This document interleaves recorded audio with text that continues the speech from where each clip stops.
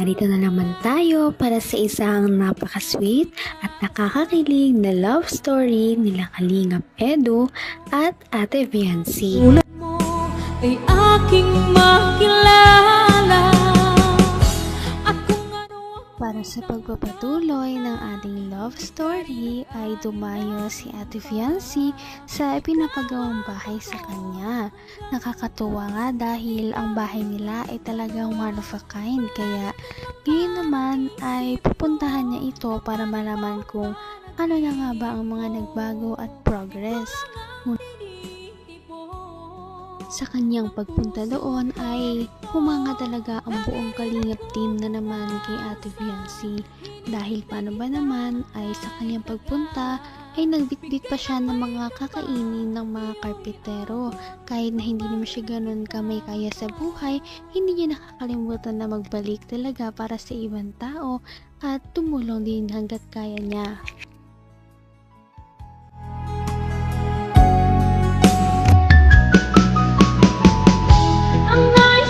Yata ako doon ah. Mabirat. Nalaging kamay ko doon. Sino tayong taas? Tingnan nga natin yung taas. Yung bahay niya kung... Hello. Ingat, para madulas. Ay, wow. Wow, grabe oh. Ano to? Kwarto rin pala to. Ano po? Kaya yung kwarto dito. Dalawa eh. Saan mo ilalagay yung mga gamit mong marami? Kadami-dami mong gamit. Puno na yung bahay ng gamit mo. Ang bihira ka. Dapat malaki ang kwarto mo eh. Tapos dito, CR mo. Ha? Ang ganda. Mahal-mahal ka na sponsor mo eh. Ay, ito yata sa'yo kasi mas maganda dito. Bako. Ganda pag umaga po. Maganda dito. Gusto mo dito? Sigurado. Ano? Sobrang ano dito. Maliwalas ano? Ako, lapit mo na. Baka araw-araw na dito si Doc. Ay. Bongga. Bongga, mayaman ka na. Mayaman ka na. Nabutan mo na agad ako. Mayaman ka. Partida ka ba? Wala ka pang ginagawa. Papatuloy mo ba ako dito sa bahay niya? Siyempre. Ay, makikilive ako dito. Sa buong history ng pagpapatayo ng bahay ng buong Kalingap team, ang bahay ni Ate Viancy ang pinaka natatangi dahil ito lamang ang nagkaroon ng groundbreaking ceremony, lalong-lalo na at nagkaroon din ito ng ikalawa pang palapag dahil napakarami kasi sa mga sponsors ang sumusuporta sa kanya na gustong magkaroon siya ng malaking bahay. May dami mong gamit. Puno na yung bahay niya ng gamit mo. Ang bihira ka. Dapat malaki ang kwarto mo eh. Tapos dito, CR mo. Ha? Ang ganda. Mahal-mahal ka na sponsor mo eh. Ay, ito yata sa'yo kasi mas maganda dito. Bako. Ganda pag umaga po. Maganda dito. Gusto mo dito? Sigurado. Ano? Sobrang ano dito. Maliwalas ano?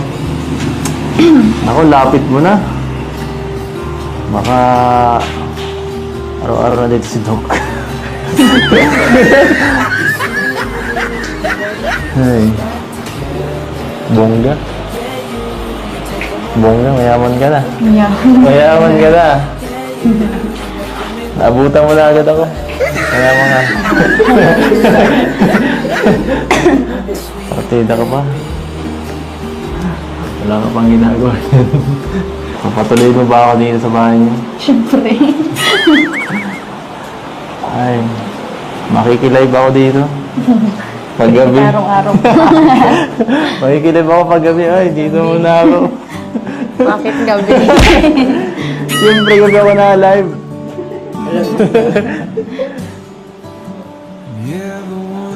Kaya di po ako minsan nakakapanood ay. Anong oras na kayo na-live? Hindi ka nanonood talaga. Hindi. Ay. Ano? Ano masabi mo? Thank you Masaya po. ka na? Thank you sa mga nag-sponsor din po. Tapos kay Kuya Rab, siyempre. Kay Kuya Van. Siyempre, Masaya. site bossing. Kahit saan talaga magpunta ang EDC Love Team, talagang pinapakilig nila ang mga tao sa kanilang paligid. At hindi nila ito naiiwasan dahil nga napakalakas din talaga ng kanilang chemistry. Nakakatuwa dahil ngayon lamang sila nagsamang dalawa na maglibot sa pinapagawang bahay nila Ate Viancy. Mahal. Ako. Kaya mga... Partida ka pa. Wala ka pang ginagawa. Papatuloy mo ba ako dito sa bahay niyo? Siyempre. Ay, makikilive ako dito. Paggabi. Araw-araw po. Makikilive ako paggabi. Ay, dito muna ako. Bakit gabi? Siyempre, gabi ako na live.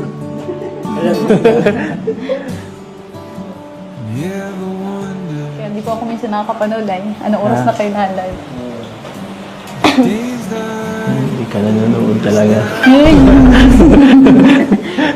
Hindi. Ay. Ano?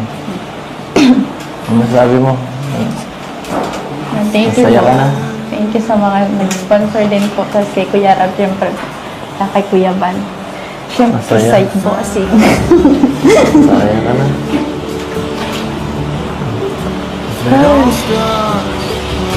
Wala akong maisip na. Lagi man po masaya. Masaya ka?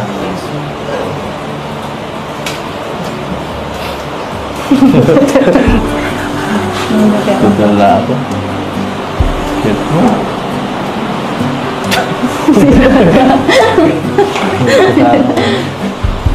Wala na. Wala.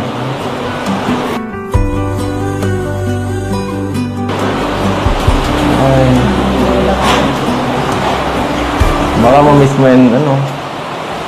Baka ma-miss mo yung dagat. Baka ma-miss mo sumayaw sa dagat niya, no? Wala na eh. Wala ka na dito makikita ang dagat. Malayo-layo. Pwede man po yung punta. Paano yun? Mas malayo ng bahay. Ano mo? Eskwelahan mo niyan. Ano, dun pa din. Doon pa din po ako maano. Mas nga ano. Pwede pa doon ako Nakakakilig talaga ang love team na ito. Hindi na lamang si Kalingap Edo ang gumagawa ng paraan para magpakilig sa mga viewers, ganon na rin si Ate Viancy. Siguro nga ay hindi na lang ito dahil lamang sa love team na mayroon sila, ngunit dahil talagang na-enjoy nila ang isa't isa kahit na wala mang camera o meron. Abot kamay na kita. Dito, masarap dito magpaulan, no? Sa harap. Sarap dito tumalan, no? Tumalan ka.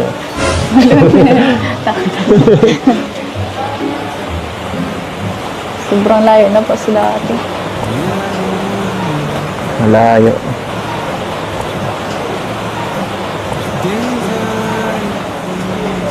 Lumapit ka, eh. Lumapit na.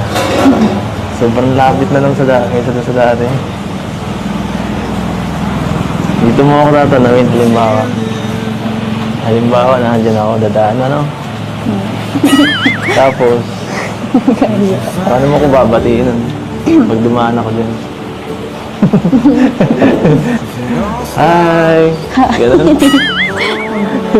Mas maganda ng bungad mo yan. Kapag ano, maganda dyan tumambay. Pagka maganda ang panahon. May parang terrace pa sa taas. Napakaganda. Grabe. Walang ganyan sa amin. Nakaingit. Nakaingit ka. Tapos, kape-kape ka. Invite mo naman ako pag mga ganun, ha? Hindi yung pinapauwi mo ako lagi. Hindi ko ako. Pinapauwi mo ako lagi. Nakakatid pa. Susubo mo ako. Ha?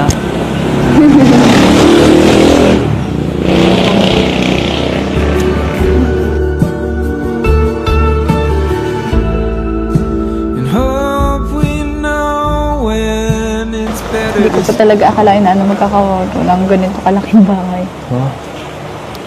Kaya nga eh. Alam ko lang po talaga yun eh. Yung kumbaga mga pabahay lang talaga ni Kuya Rab. Ganun na lang po Simple lang. yung gusto ko.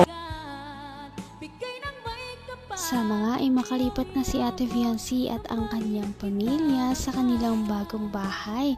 Sana ay matapos na ang pagpapagawa dito para makalipat na sila at hindi na sila palagi nag-aalala kapag may mga unos man na dumating sa kanila at mas magiging maginhawa na ang kanilang pamumuhay. Napaka-sweet talaga nila at napakabait ng tambalang ito kaya maraming sumusuporta. Kaya naman, sana ipatuloy natin silang suportahan at mahalin si Fiancé, si Kalingap Edu at ang Kalingap team.